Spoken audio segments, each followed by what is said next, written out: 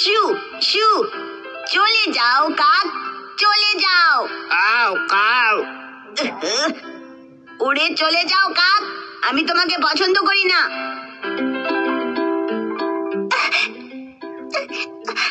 শু শু, আমি ওকে উড়িয়ে দিয়েছি।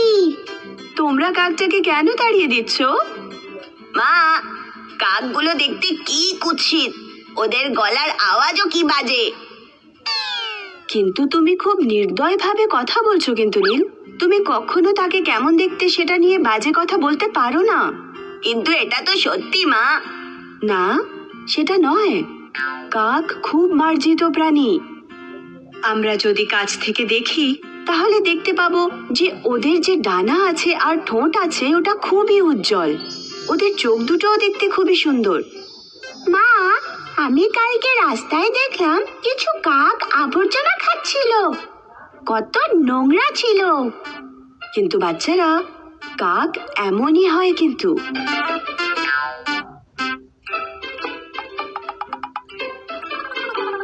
ঠিক আছে, আমার থেকে একটা গল্প শোনো তাহলে, তবেই তোমরা বুঝতে পারবে যে কাক কতটা বুদ্ধিমান হয়।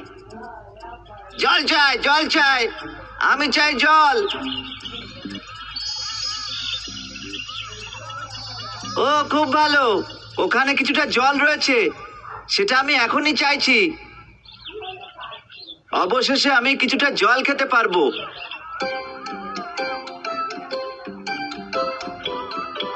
ও না, প্রথমে তো আমি কোথাও জল খুঁজেই পাচ্ছিলাম না। এখানে পেলাম, কিন্তু আমি জল পর্যন্ত পৌঁছাতে পারছি না। আমি খুবই দুঃখিত। আমি যদি তাড়াতাড়ি জল খেতে না পারি, আমি খুবই দুর্বল অনুভব করব।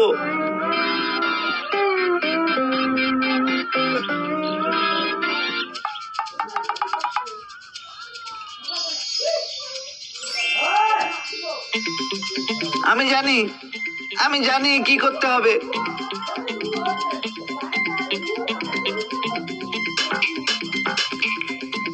আহা, এটা কাজ করছে।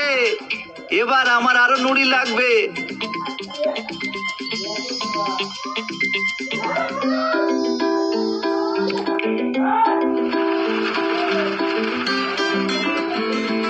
উঠছে, জল উঠছে, জল উঠছে।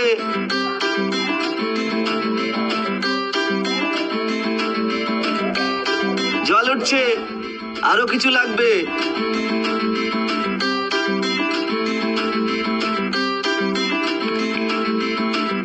অবশেষে হয়েছে। এবার দেখতে হবে আমি জল পর্যন্ত পৌঁছাতে পারবো কিনা। আমি খুব খুশি, সঠিক সময় একদম সঠিক বুদ্ধি মাথায় এসেছে। তো এইভাবেই বুদ্ধিমান কাক জল খেয়েছিল আর নিজের প্রাণ বাঁচিয়েছিল।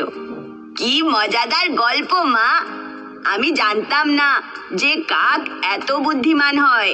ওরা বুদ্ধিমান, এখানে অন্য কিছুও শেখার আছে। যখন কোনো বিপদ আসবে তখন তোমাদের মাথা ঠান্ডা করে চিন্তা করতে হবে, সমাধান নিজেই তোমাদের সামনে চলে আসবে। মা, তাড়াতাড়ি এক টুকরো পাউরুটি দাও আমায়। Cow cow. এই নাও, ধরো। এই যে কাক, পাউরুটিটা খাও প্লিজ। দেখো, তোমরা নতুন বন্ধু বানালে। এবং সে খুব বুদ্ধিমানও।